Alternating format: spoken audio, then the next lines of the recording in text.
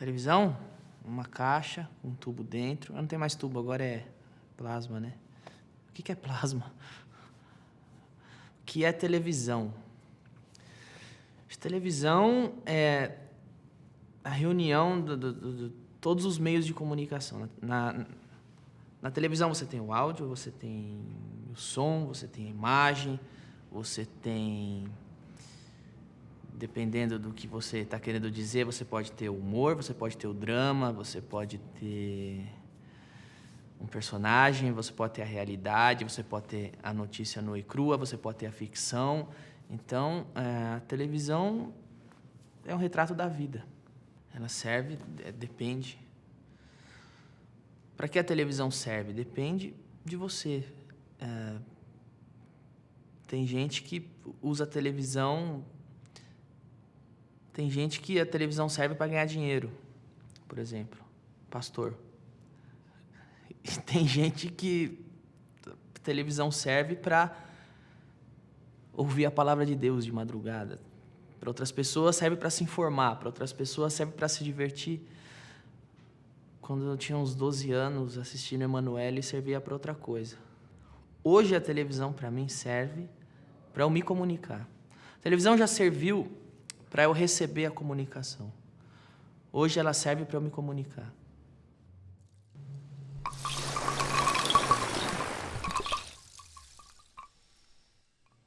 Hoje a televisão é um meio eficiente para eu me comunicar, se eu pensar que em número de pessoas que ela atinge. Então, eu acredito que, como um megafone, ela é muito eficiente. Mas ainda existem algumas barreiras, alguns filtros na televisão aberta brasileira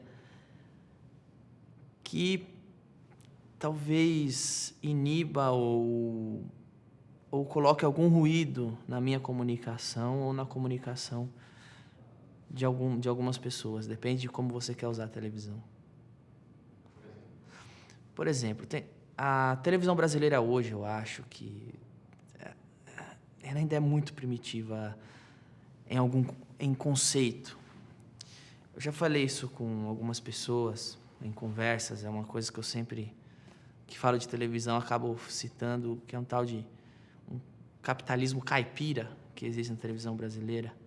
Isso já conversando com Marcelo Tasso, com o Lobão, foram duas pessoas que usaram esse termo, e que eu adoto agora, é capitalismo caipira, que é o seguinte: tá tendo jornal e teve um hambúrguer que está dando problemas, teve um hambúrguer estragado em uma rede de fast food. Em qual rede? Não posso falar que é o McDonald's na televisão, porque não posso, porque é comercial. Eles não sabem fazer. Eu acho que a televisão brasileira não sabe lidar com... É um capitalismo caipira, para mim é o termo mais apropriado. Por exemplo, ontem eu entrevistei o Edson Cordeiro. O Edson Cordeiro disse que já foi funcionário do McDonald's. Isso não vai poder entrar no ar, porque a emissora acha que não pode citar McDonald's. Então, existe uma burrice em direção comercial que...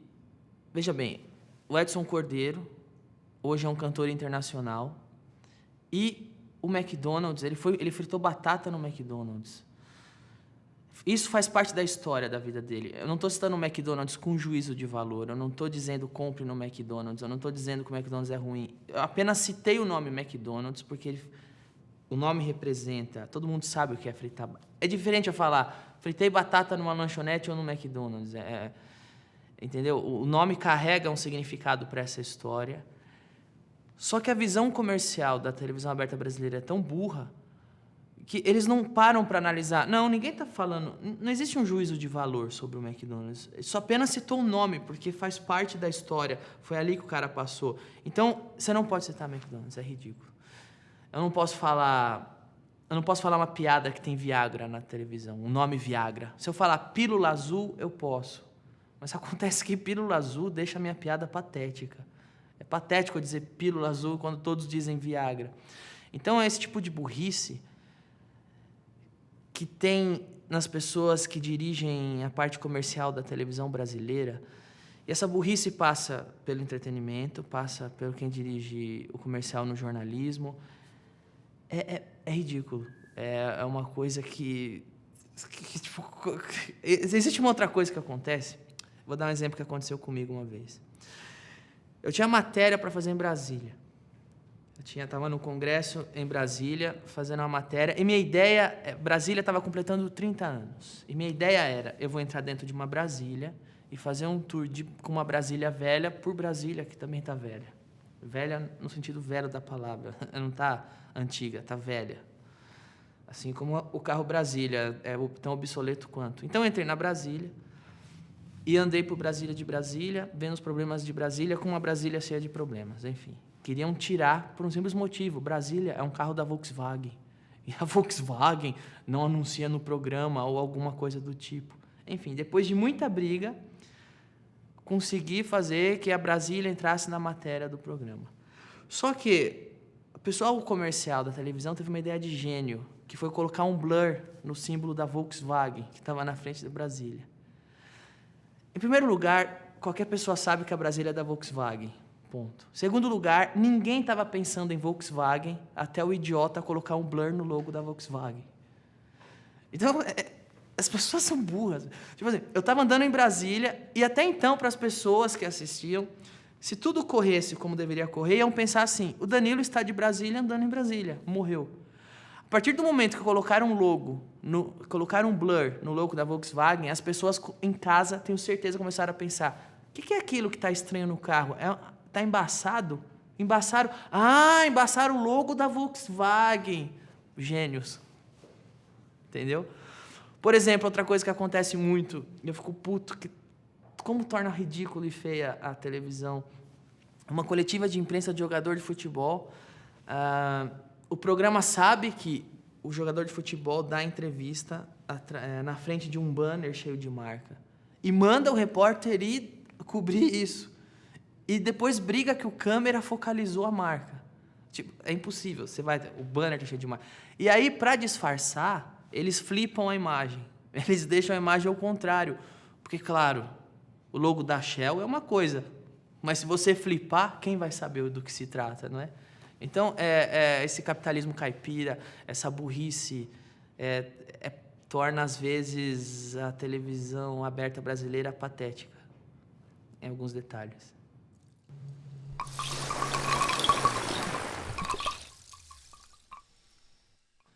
O que eu mais odeio na televisão brasileira é essa mentalidade provinciana que existe. É uma coisa meio de coronelismo, assim, e eu acho que isso é traço da cultura brasileira. Tipo, o coronel é dono de muitas terras e aqui eu que mando, e se eu não quero você aqui, você não vai entrar. Então não se pensa muito no show business, não se pensa muito na televisão. Se pensa muito no... Eu sou da Rede Globo e meu artista não fala lá. E o Silvio Santos não existe aqui. Não, o Silvio Santos, não sei o que é o Silvio Santos. Eu sou da Rede Globo, não existe Silvio Santos. Então, essa... E isso, aí vem a Record querendo imitar a Globo e faz igual também. Eu sou da Record e eu não sei o que é Globo. Globo não existe, entendeu? Então, e um artista da Record não pode vir na Band sem autorização de alguém que se acha dono do artista, e eu não posso ir para o SBT sem autorização de alguém que acha que é meu dono, entendeu? Então, essa mentalidade que eu chamo de provinciana, eu acho bem ridícula, e enche o saco, e empobrece demais a televisão brasileira, é chamar as pessoas de burra. Então, sei lá, a Rede Globo vai dar um prêmio de os melhores da televisão brasileira, ou o Vídeo Show é um programa que cobre os bastidores da televisão brasileira. Eu nunca vi eles falarem do que acontece na Band, entendeu? Ou então a Record tem um jornalismo que fala sobre todas as notícias, mas se o estúdio da Globo pegou fogo, não, a Globo não existe. Isso empobrece, isso mostra que o problema da televisão brasileira está na mentalidade de quem faz, se tem algum defeito ainda. Não evoluiu mais por causa desses traços culturais mesquinhos de coronel, idiota. Eu acho bem ridículo.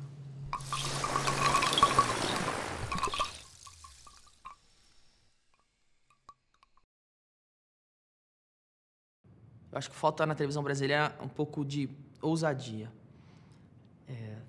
eu acredito que a forma como é feita a televisão brasileira hoje, como é pensada, não tem tanta diferença da televisão brasileira dos anos 80, ou dos anos 70, ou dos anos 60. Ainda é a novela daquele jeito, com aqueles temas, ainda é o humor com aquele bordão. Então, quando aparece o Pânico, o CQC, ou qualquer outra proposta que é fora disso, todo mundo, uau, que revolucionário. Não, não é revolucionário, é só mais um programa. É vocês que estavam acostumados com a mesma coisa durante 30, 40 anos. E aí, se você pegar os chefões da televisão, os grandes nomes da televisão brasileira, mais uma vez é o coronelismo. É o mesmo cara que estava lá nos anos 80, é o mesmo cara que estava nos anos 70, é o mesmo cara que estava nos anos 60. Não mudou o cara. E, consequentemente, não mudou o que se faz. Eu acredito que falta renovação. Ousadia vem com renovação também. Eu acredito que falta absorver que a televisão tem que entender que o público mudou, entendeu? Hoje eu faço parte do novo público. Eu sou de classe média baixa, que cresceu, é a famosa nova classe média brasileira, a classe média está crescendo e tal, e tenho TV a cabo. Então, eu não desço para a TV aberta. Jamais. Eu quero ver TV a cabo. TV aberta, para mim, é muito ruim. Então, a televisão brasileira tem que absorver que existe um público, que o poder aquisitivo do público, consequentemente, ou não, mas, enfim, o poder aquisitivo e a educação e a instrução está em plena ascensão no público brasileiro, na massa brasileira, eles precisam acompanhar isso. Porque cada vez mais eu conheço mais gente que hoje tem acesso à TV a cabo e nem desce para a TV aberta. Fica na TV a cabo.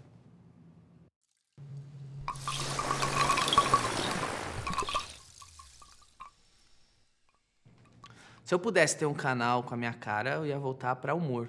Ia tentar fazer com que minhas ideias de comédia, as ideias de muito colega meu e amigo, em camarim de bar, em comédia, eu dou muita risada com muitas ideias de muitos colegas e amigos que estão ali falando o que eles gostariam de assistir na televisão.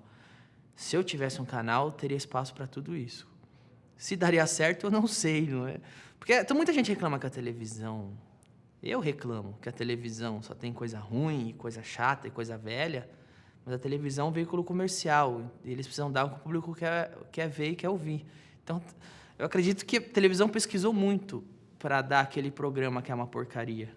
E se o programa que é uma porcaria está dando não sei quanto de audiência, é porque é aquilo que o público quis, entendeu? Então, eu não sei se meu canal daria muito certo, porque eu não sei se eu estaria disposto a dar sempre o que o público quer. Mas se meu canal existisse, nesses 2 meses de vida que ele teria, eu acho que eu ia fazer um barulhinho.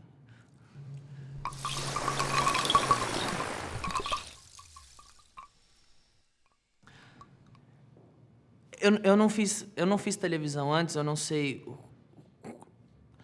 o tanto que antes a televisão era refém do Ibope. Hoje, por exemplo, eu entrei na televisão fazendo CQC, então eu sei que o CQC não é o programa de Ibope, o programa que chamou atenção pelo Ibope. O Ibope do CQC não é grande como o do Zorra Total, que é gigante. Mas o Ibope do CQC é considerado qualificado. Ou seja, até onde eu sei e ouvi dizer, por trabalhar lá dentro, o Ibope do CQC é baixo, não é tão alto como o do Zorra, mas o poder aquisitivo de quem vê o CQC é maior do que de muitas pessoas que assistem o Zorra. Então, é um sucesso comercial. Então, talvez a TV não seja refém do Ibope, mas, como tudo na vida, é refém do dinheiro. Então, se o programa não tem um Ibope tão alto, mas as pessoas que assistem têm um bom poder aquisitivo, e os produtos que vão anunciar lá garante que o programa continue no ar, é o suficiente. Eu acredito muito que a qualidade que a TV procura é vender. Ela quer vender. Se a venda é boa, o programa é bom para quem faz televisão. Então, se eu colocar 2 mulheres peladas, pintada de azul, isso vender, isso der audiência, isso der um número significativo que atraia patrocinador, é o melhor programa do mundo para televisão. Para mim, não. Para mim, não. Por isso que eu digo, eu não sei se porque o cabo já é pago com mensalidade, fora o comercial, e o público, de certa forma... Eu não sei se é porque o cabo se paga de outra forma, mas eu encontro mais coisas que eu gostaria de assistir hoje no cabo do que na TV aberta. Ou se é porque a minha exigência é outra, ou porque o meu gosto é outro e tal.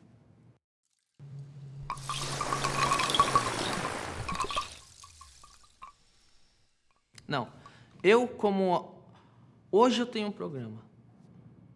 Tenho um programa que eu idealizei e que todos os dias eu tento entregar para o público o que eu gostaria de assistir. Eu tento fazer um programa o mais autoral possível. E eu não acho que, para mim, eu como realizador de televisão, não vale tudo pela audiência. Eu estou mais preocupado em entregar uma coisa que eu gostaria de assistir, o que também não é sinônimo de qualidade, porque às vezes o que eu gosto pode ser ruim para você. Mas a minha preocupação maior é entregar o que eu gostaria de assistir do que entregar o que todos gostariam de assistir. Eu sei que uma mulher pelada me daria muito ibope. Todos gostam de ver mulher pelada. Acho que até mulher, para ficar reclamando, ai, ela tem celulite. Mas não é o que eu quero entregar. Não? Então eu tento entregar uma piada que eu acho que seria engraçada, uma ação que eu gostaria de ver. Quando eu entrevisto alguém, eu gosto de fazer a pergunta que eu gostaria de ouvir como espectador. Não a pergunta que eu acho que daria 20% de ibope, 40 pontos de ibope, porque é o que todo mundo quer. Na verdade, eu já briguei por isso. Algumas vezes, óbvio, eu tenho um late night, um talk show, então o ideal é que sente na minha cadeira a Marília Gabriela, que é a mulher mais inteligente, uma das mais inteligentes do Brasil, e a mulher melão, que é gostosa, é isso. E eu já, chegando em casa assistindo a entrevista, via que o câmera, numa dessas gostosas que foram no programa, ficava assim, subindo pela perna, pelo decote e tal. E eu fiquei muito puto. Porque quando a Marília Gabriela foi lá, ou quando o outro foi lá, ele não ficou assim. E não é o programa que eu quero fazer. Eu não quero que as pessoas assistam o programa porque tem uma gostosa lá. Mas o nome é talk show. A conversa é a estrela do negócio. Então talvez seja uma briga, não é uma briga puritana, uma briga moralista que eu tive. É uma briga de conceito. Ah, mas é que mostrando o corpo da mulher, mais gente vai querer assistir. E eu caguei pra isso. Tipo assim, o conceito não é esse. Se eu estivesse fazendo o coquetel, o programa do Miele, ótimo, eu quero que você dê close na teta dela. Mas é um programa sobre conversa. Então, não é uma briga moralista puritana, ou tal, é uma briga de conceito, é uma briga conceitual. E eu briguei e não tem isso. Aconteceu isso 2 vezes no programa. E é o tipo de coisa que eu fico muito puto quando acontece. Porque o conceito não é esse. Não é o que eu... Quando eu comecei a fazer, quando compraram a proposta, não era isso. Então, não faça isso, mesmo se isso der mais audiência. Eu não preciso fazer isso. Eu vou para casa e jogo videogame.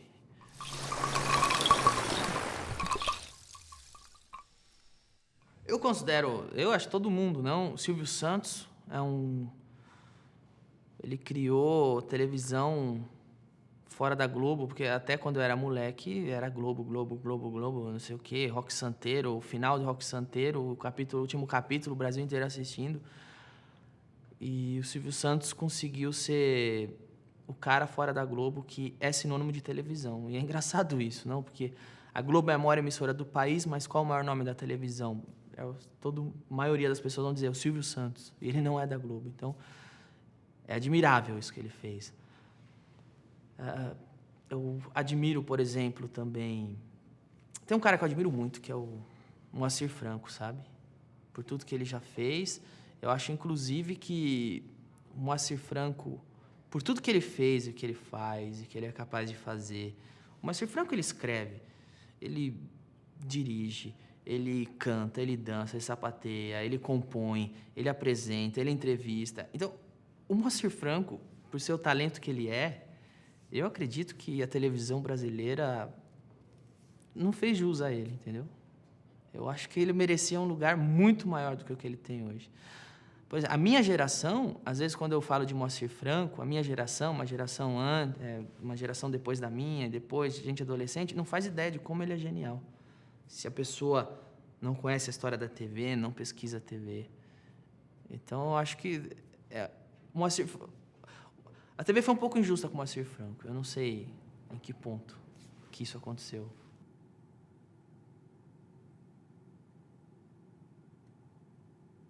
Olha, sabe que eu não gosto de novela, eu odeio novela, mas eu admiro... Como chama? Não é o Dias Gomes que fez o Rock Santeiro? Eu odeio novela, eu não gosto de novela. Eu acho a pior coisa, acho que o câncer da televisão brasileira, eu acho horrível novela, eu acho muito ruim. Eu não consigo assistir, mas eu admiro o Dias Gomes. O que ele fez com as novelas, ninguém mais faz. E eu acho que ninguém fez também, nem na época dele, de trazer a temática que ele queria, falar sobre o que ele queria, na época que ele falava, da forma que ele queria. Eu acho um dos maiores autores brasileiros que já teve. E que, por sorte, a televisão brasileira soube aproveitar, mesmo dentro do lixo que é a novela, ele conseguiu ser genial. Então, eu admiro muito.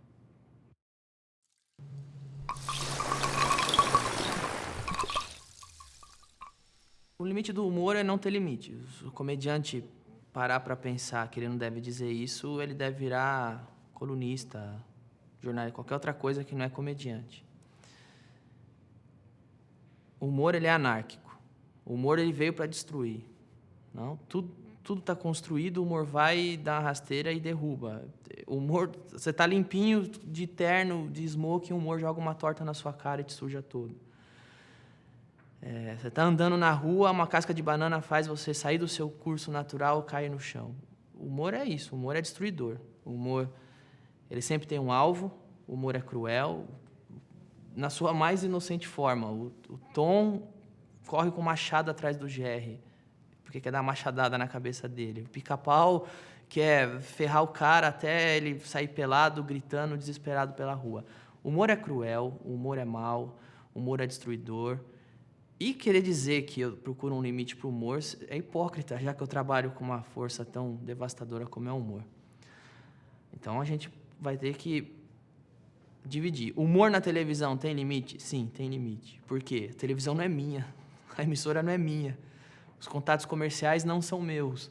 Então, se eu vou fazer humor na televisão, eu pego essa força destruidora que é o humor e tento adaptar. Afinal, a televisão quando eu estou fazendo televisão, eu estou dirigindo um carro que não é meu, numa estrada que alguém impôs um limite, que não fui eu. Então, ali, eu preciso saber até onde eu vou.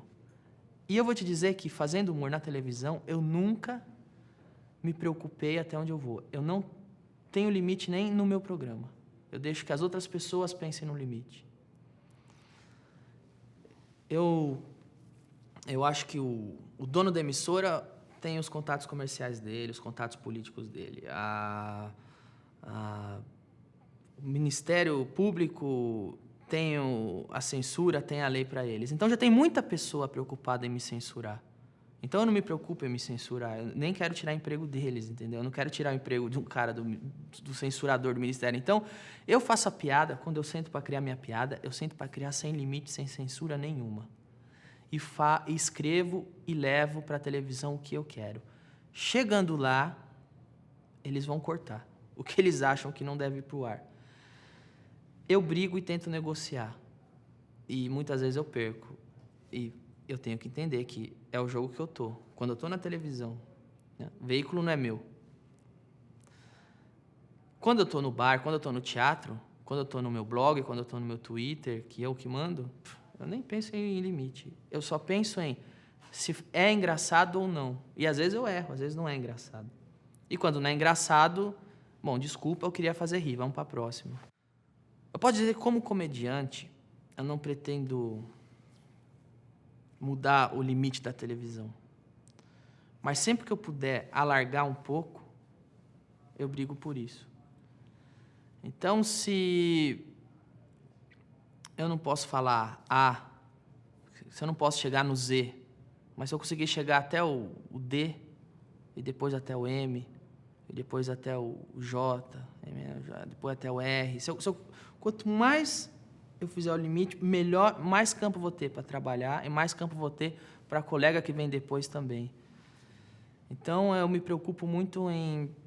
Então, quando eu brigo no meu programa, quando eu tenho uma piada e a televisão não quer, a emissora não quer que vá essa piada, o comercial da emissora não quer que vá essa piada, o Ministério Público não quer que vá essa piada, e eu brigo por essa piada ir para o ar, eu não estou brigando para eu falar, eu falo mesmo, eu estou brigando para alongar um pouco o limite do que se pode. Porque uma vez que uma piada que, teoricamente, não pode ir para o ar, depois que ela vai, o limite foi um pouco alargado. Meu próximo passo é brigar para que a outra também não vá e a outra não vá, entendeu?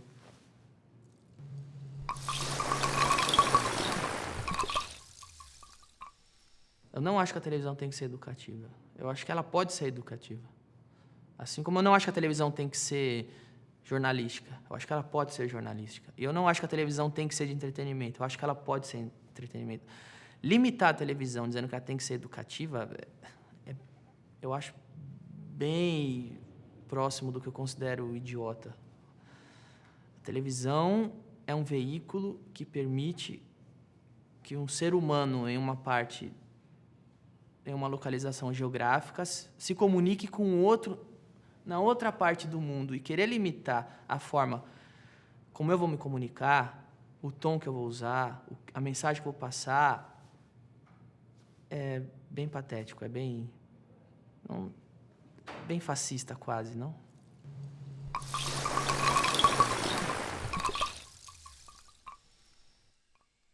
Eu não acho que o bom comediante tem que ser um bom ator. Eu acho que o bom comediante tem que ser bom comediante. Existem maravilhosos atores de comédia. Existem comediantes que são ótimos atores. Existem ótimos comediantes que não são atores. Comédia tem mais a ver com autenticidade, com o que você quer passar, do que em interpretar. A comédia, ela tem muito a ver com a verdade. Quanto mais verdade, quanto menos a verdade for maquiada na comédia, quanto mais a comédia conseguir expor a sua verdade, mais eficaz ela pode ser. Então, não necessariamente um bom comediante tem que ser um bom ator. Embora tenham maravilhosos comediantes que são atores excepcionais. Um ótimo comediante, um comediante excelente, que é um ator excepcional, o Marcelo Adnet. Ele é um cara que é comediante, que é ator, que canta, que dança. Calabresa é outra, que é comediante e que é atriz e tal. Oscar Filho também consegue fazer as duas coisas. Eu não sou ator, eu só consigo fazer comédia. Eu tenho um colega que trabalha comigo, o Léo Lins, não é ator, mas é um excelente comediante.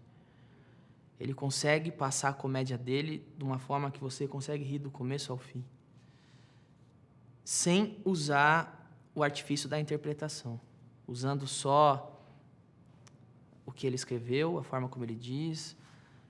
Eu sou comediante, o stand-up prega isso, não, ele é meio punk rock da comédia, né? Você não precisa saber tocar todos os instrumentos e tal, se você conseguir passar o seu som, o que você quer de uma forma autêntica, pode ser muito bom. O que eu posso dizer é que o stand-up, ele incentiva você a ser você mesmo no palco. Ele trabalha... A matéria-prima principal do stand-up é a sua persona, é a sua personalidade, o que você é. Por isso que talvez seja a forma mais democrática de humor que eu acho. Eu sou um cara que saiu de Santo André, subiu no palco, fez comédia. As pessoas deram risada, isso me levou a outros lugares. Tem gente que faz artes cênicas, teatro, e vira um ator de comédia, e faz um personagem. E eu já vi um ator desses, de comédia, que tem ótimos personagens e faz a plateia morrer de rir e falar para mim: você tem muita coragem de subir no palco sem personagem. como você mesmo, fazer as pessoas rirem. E, na verdade, eu só faço isso porque eu não sei usar outro recurso. Eu sou impossibilitado, eu não tenho capacidade de criar um personagem. Então, a comédia, existem muitos recursos de comédia.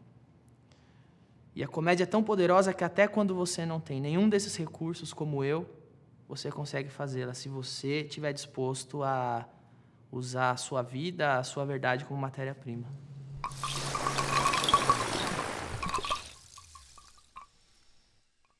No meu programa, o Agora é Tarde, é um talk show, é um late night. Então, só por essas duas coisas você já vê que é coisa de americano, não é coisa de brasileiro. Os dois nomes são ingleses. Eu copiei o formato. O formato é um formato que eu copiei. É o talk show. Naquela faixa horária tem um programa onde você recebe um ilustre convidado ou alguém com uma história para contar, e ele vai sentar no sofá e eu vou estar atrás da minha mesa e a gente vai conversar. Esse é o formato criado uns 60 anos atrás, nos Estados Unidos, que é tradicional lá até hoje. Então, foi dessa fonte que eu bebi. Dentro disso, mas, assim como o stand-up, um late night depende muito da personalidade do apresentador.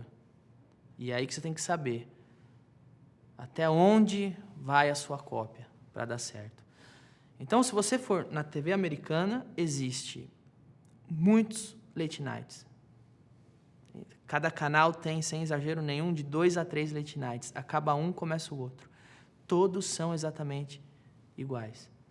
O sofá, a mesa, o comediante, geralmente é um cara que saiu do stand-up, que é o comediante, o dono do programa, entrevistando a pessoa. E o que faz um programa desse ser tão diferente do outro é a personalidade de cada apresentador, de cada comediante. Então, embora o formato seja americano, não daria certo se eu tentasse copiar, além do formato, a personalidade do David Letterman. Ou se eu tentasse copiar a personalidade do Conan O'Brien. Só daria certo se eu conseguisse fazer o programa absorver a minha personalidade. Nos quadros, no relacionamento meu com a banda, no meu relacionamento com o Mansfield, no meu relacionamento com o entrevistado. É em torno disso que tem que girar, assim como na comédia stand-up. A comédia stand-up é um formato feito em todo o mundo. Muito simples. Você sobe, pega o microfone e fala. Parece simples. Esse formato foi copiado. Agora, se eu tentar copiar o Ed Murphy, água. Se eu tentar copiar o Seinfeld, água.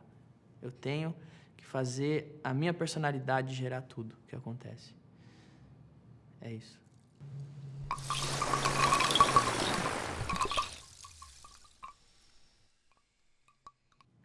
O programa, o Agora é Tarde para ir pro ar, durou aí foi um processo de 2009. Olha, eu entrei no CQC em 2008.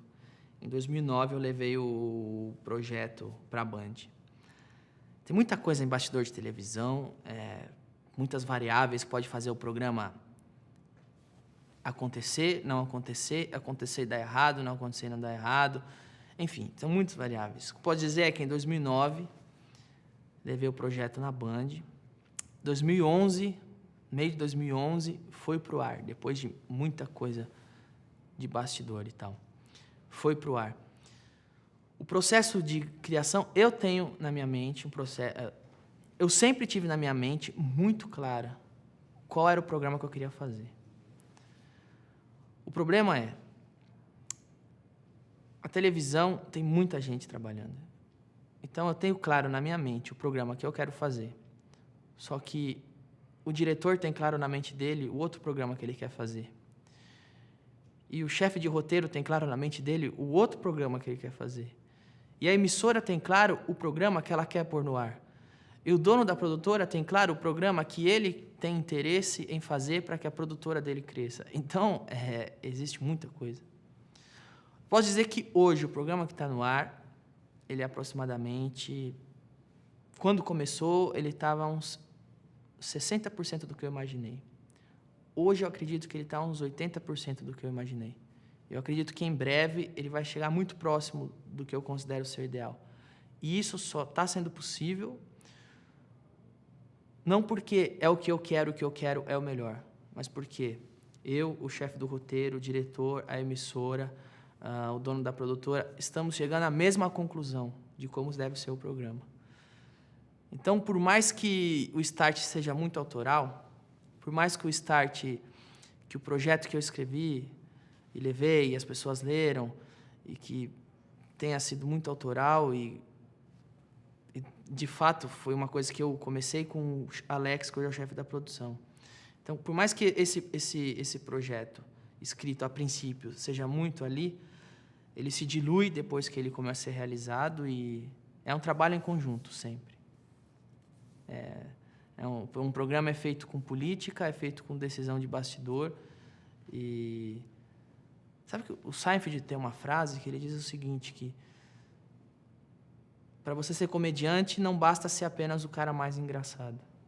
Tem muita coisa que acontece em torno, que você tem que saber lidar e administrar para fazer muita coisa sua acontecer.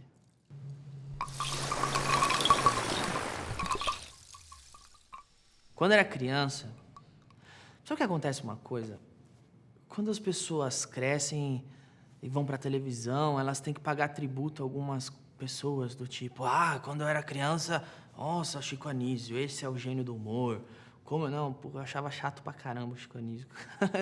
Hoje eu fui ver e achei chato de novo. Quando eu era criança, eu gostava de Sessão da Tarde, eu gostava de filme da Ed Murphy, eu gostava de assistir filme de comédia.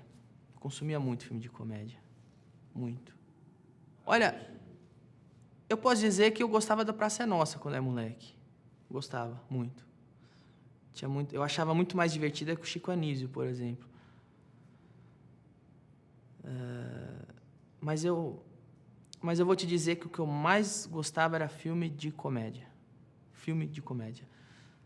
Filme americano de comédia. Eu vou estar sendo bem hipócrita se eu disser o contrário. Eu acredito que eu sou comediante hoje, que meu desejo de fazer comédia hoje foi assistindo filme de comédia americano. Não foi assistindo o Chico Anísio, não foi assistindo o Jô Soares, foi assistindo isso. Essa é uma referência importante, sim, porque hoje, no conversa de camarim, eu com meus amigos, muitas vezes lembrando falas de filme de comédia, cenas de filme de comédia. Eu acho que esse universo de comédia sempre foi muito mais rico do que os que eram apresentados para mim quando eu era moleque.